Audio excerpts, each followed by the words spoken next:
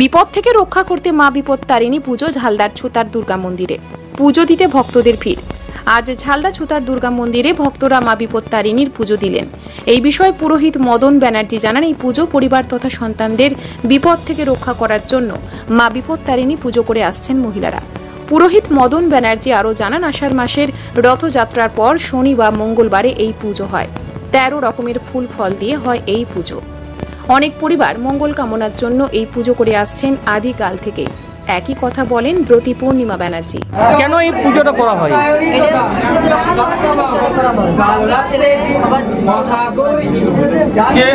আমাদের বাংলায় রথের পরে জগন্নাথ দেবের রথযাত্রার পরে যে শক্তিবার পাওয়া যায়, সেটা শনিবারেই হোক আর মঙ্গলবারেই হোক, আদি মাতা জগৎ মাতা চণ্ডিকা বিপত্তারিণী রূপে বিরাজমান করেন।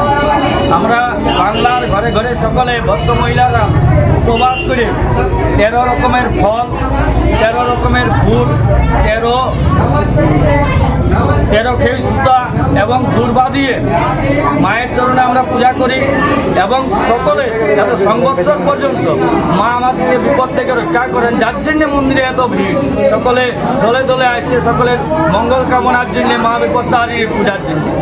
এটা কারা করে? এটা আমাদের গ্রাম বাংলার ভদ্র মহিলারা ঘরে ঘরে সকলে উপবাস করে। আর এটা ছুতার মেলাতে পূজা হয়। আমি ছুতার মেলা